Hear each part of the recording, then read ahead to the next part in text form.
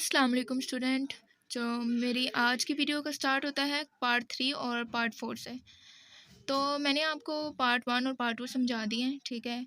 उसी तरह ही part 3 part 4 भी सॉल्व होते हैं। पार्ट 3 को आपने पहले इन्वर्स मेथड के ज़रिए सॉल्व करना है, देन हमारे पास ग्रामर रूल मेथड है, फिर वो आपने उससे सॉल्व करना है।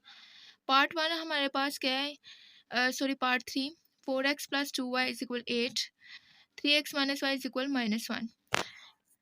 जैसा कि मैंने आपको फर्स्ट 2 क्वेश्चन में बताया कि इन्वर्स मेथड कैसे लेना, और आपको लेने का तरीका भी आ चुका होगा उम्मीद है। तो सबसे पहले आपने क्या करना है, 3 पार्ट को इन मैट्रिक्स की फॉर्म में लिखने के बाद आपने उनके नेम्स रखने हैं। मैट्रिक्स फॉर्म में लिखें 4 3 + 2 -1। ये वाली साइड मैट्रिक्स की फॉर्म में लिखी, फिर ये वाली साइड मैट्रिक्स की फॉर्म में लिखी। उनका नाम हमने ए रख दिया, और एक्स और वाई दोनों के साथ है, इसलिए हमने एक्स एक दफ़ा लिखा, वाई भी लिखा, और एक्स को हमने मैट्रिक्स की फॉर्म में लिख दिया। 8 और 1 को भी मैट्रिक्स की फॉर्म में लिख दिया, जो हमने बी नाम रख दिया। इसका नाम हमने ए रखा, जो कि मैट्रिक्स की फॉर्म में लिखा। इसका नाम एक्स रखा, और देन नेक्स्ट इक्वल के दूसरी तरफ बी नाम रख दिया। एक्स अपनी इसी ही साइड पे रहेगा, ए दूसरी तरफ जाके -1 हो जाता है। एक्स = ए इनवर्स बी, ठीक है। ए -1 हमारे पास वैल्यू क्या है, फार्मूला क्या है ए -1 का, जो कि पार्ट 1 और पार्ट 2 मैंने आपको बताया कि ए -1 का फार्मूला क्या है, 1/a डिटर्मिनेंट मल्टीप्लाई जॉइंट ए डिटर्मिनेंट कैसे लेते हैं और जॉइंट ए कैसे लेते हैं वो भी आपको बखूबी पता होगा कि ए डिटर्मिनेंट कैसे लेते हैं। सबसे पहले आपने ए की वैल्यू को लिखा, क्या वैल्यू है 4 और 3 + 2 -1। 4 3 2 और -1 को आपने लिख दिया। क्रॉस मल्टीप्लाई लेना है, 4 × -1, ठीक है। जिसका एरो जिसकी तरफ जाए उसको आपने उसके साथ मल्टीप्लाई कर देना। 4 को -1 के साथ मल्टीप्लाई करना है, 3 को 2 के साथ मल्टीप्लाई करना। यहाँ पे मैंने लिखा हुआ है 4 को -1 के साथ, एंड देन मिड पे माइनस का साइन, और 2 को 3 के साथ मल्टीप्लाई करना है। 4 1 -4 और 2 3 6, माइनस ऐसे ही आ गया। 4 और 6 कितने हो गए, माइनस माइनस चूँकि प्लस होता है इसलिए हम लोग करेंगे प्लस, लेकिन साइन किसका लगाएंगे, बड़ी वैल्यू का। बड़ी वैल्यू का साइन क्या है, माइनस का, तो इसलिए हमने यहाँ पे माइनस लगा दिया। 4 और 6 10 आ गया।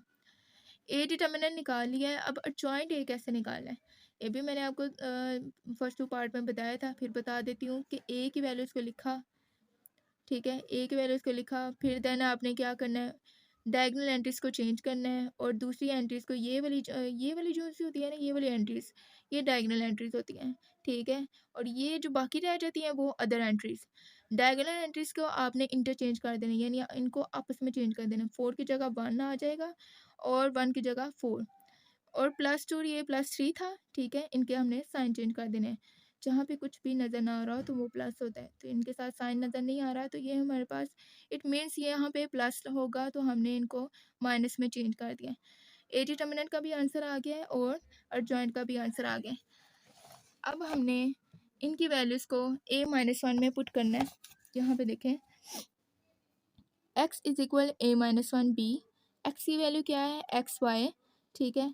और a -1 का आंसर कैसे आएगा वो मैं भी बताती हूँ कि -1 1/a डिटर्मिनेंट, यहाँ पे आप लोगों ने a डिटर्मिनेंट की जगह क्या लगा देना है, -10 मल्टीप्लाई, और जॉइंट की जगह आपने क्या लगा देना, जॉइंट का आंसर आया होना है -1 -3 -2 और 4।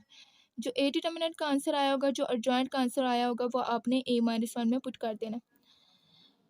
x की वैल्यू का आप लोगों को पता है कि x का नेम हमने क्या रखा था, xy, वो यहाँ पे पुट कर देना है।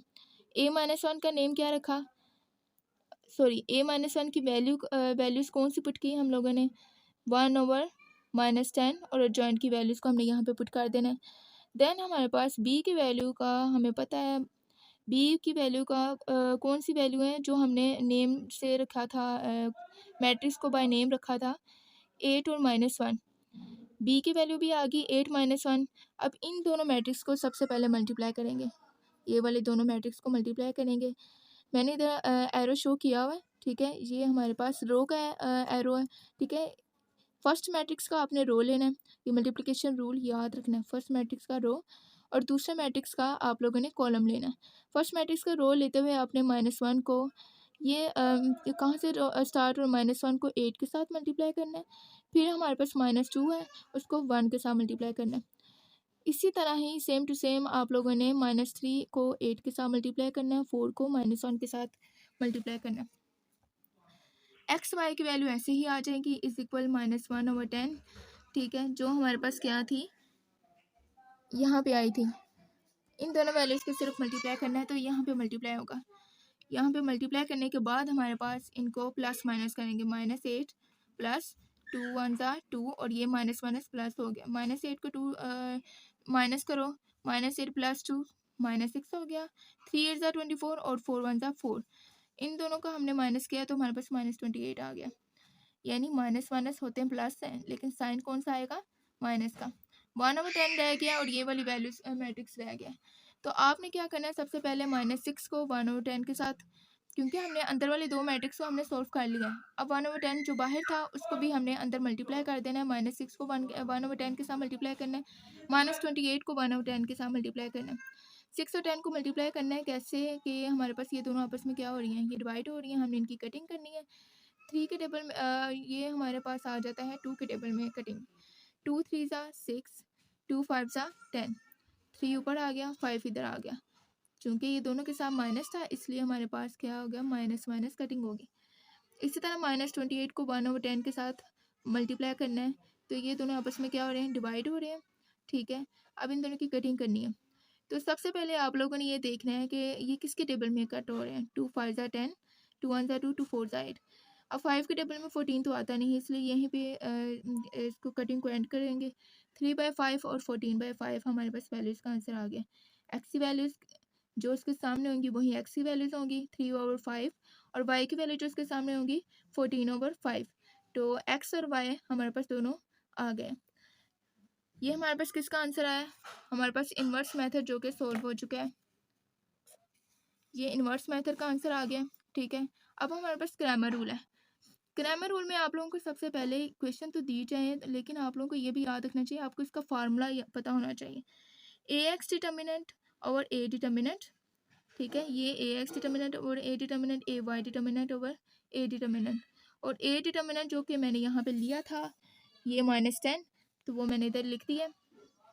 अब हमारे पास ये देखें, ए डिटर्मिनेंट तो है लेकिन ए एक्स और ए वाई नहीं है, तो उनको निकालने के लिए मैं आपको फिर बता देती हूँ कैसे निकालना है। ए एक्स की वैल्यू कैसे निकालेंगे, ए एक्स की वैल्यू यहाँ पे देखें, एक्स, एक्स का मतलब ये है कि एक्स की वैल्यू एब्सेंट होगी। एक्स की वैल्यू एब्सेंट होगी तो ए एक्स में एक्स की वैल्यू कौन सी है, 4 और 3। यहाँ पे 4 और 3 आना चाहिए था, तो यहाँ पे 4 और 3 नहीं लिखेंगे, ये वैल्यूज एब्सेंट हो जाएंगी। हमारे पास बी की वैल्यू जो 8 और -1 है वो एक्स की जगह पे लिखेंगे। ये 8 और -1 हमने एक्स की जगह पे लिख दिया, और बाकी जो जैसे था वैसे रहने दिया, यानी 2 और -1 उसको ऐसे ही लिख दिया। इसका ए एक्स का डिटर्मिनेंट लिया 8 -1, यानी क्रॉस मल्टीप्लाई करेंगे, 8 को 1 के साथ मल्टीप्लाई कर देंगे, 2 को 1 के साथ मल्टीप्लाई किया तो हमारे पास आंसर आया -6। ए एक्स हमारे पास आंसर आ चुका है। ए एक्स का आंसर आ चुका था, ठीक है। अब हमारे पास ए वाई का भी देखेंगे। मैं आपको पहले बता देती हूँ ना, पहले हमने ए एक्स निकाला, फिर हमने ए वाई निकाला। ए वाई की वैल्यूज़ क्या थी जो मैंने आपको बताई थी पिछले इक्वेशन में, कि वाई मीन्स वाई की वैल्यूज़ को नहीं लिखना, ठीक है। ये तो हमारे पास एक्स की वैल्यूज़ थी ना। अब हमारे पास ए वाई की वैल्यूज़ कैसे आई, 4x 3x + 2y - y। इसमें से हमारे पास y की वैल्यू कौन सी है, ये y की वैल्यूज़ है 2 और -1, ठीक है। ए वाई में y एब्सेंट होगा तो मतलब y की वैल्यूज़ नहीं लिखनी, हमने x की वैल्यूज़ लिख देनी है उस साइड पे 4 और 3। और यहाँ पे इस वाली जगह पे हम लोगों ने, ये वाली जो जगह है ना ये सारी, इस पे हमने 8 और -1 पुट कर देना। तो हमारे पास ए वाई और ए एक्स निकला है, ए एक्स और ए, ठीक है। ए एक्स और ए हमारे पास वैल्यूज़ निकल आई, सॉरी ए एक्स और ए वाई डिटर्मिनेंट दोनों के हमारे पास आंसर आ चुके हैं। ए वाई के डिटर्मिनेंट का हमने क्रॉस मल्टीप्लाई किया, उसका आंसर आया -28। ए एक्स का जो आंसर आया था वो -6 था, ठीक है। ए एक्स की वैल्यू का आंसर आया हमारे पास -6। ए डिटर्मिनेंट जो मैंने उधर निकाला हुआ था इन्वर्स मेथड में वही पुट करना है -10। इन दोनों की कटिंग करेंगे तो 2 3 6, 2 5 10, 3 और 5, और ये हमारे पास एक्स की वैल्यूज़ का आंसर आ चुका है। हमारे पास ए वाई को हमने क्रॉस मल्टीप्लाई करके हमारे पास आंसर आया -28। ए वाई का भी आंसर निकाल के हमने उस फार्मूले के अंदर पुट कर देना है, जो फार्मूला हमने क्रैमर रूल में सबसे पहले दिया था, A x over A determinant और A y over A determinant. A y का आंसर हमारे पास क्या था, -28। ठीक है, वो यहाँ पे पुट कर दिया। ए डिटर्मिनेंट जो कि हमारे पास बैक साइड हमने निकाला था -10, वो यहाँ पे पुट कर देना। दोनों की कटिंग करनी है। ठीक है, 2 5 ज़ा 10, 2 1 ज़ा 2, 2 4 ज़ा 8, 14 ओवर 5 इज इक्वल 5। हमारे पास किसका आंसर आ चुका है, हमारे पास एक्स और वाई का आंसर आ चुका है क्रैमर रूल के मुताबिक। ठीक है, एक ये वाला, ये एक्स वाई, और ये हमारे पास एक्स और वाई का आंसर आ चुका है। अब हम पीछे देखेंगे कि इन्वर्स मेथड में कि ये दोनों आंसर सेम है। देखें, एक्स का आंसर भी था 3 और 5 और वाई का आंसर भी 14 और 5। चूँकि हमने दोनों मेथड सॉल्व कर लिए हैं,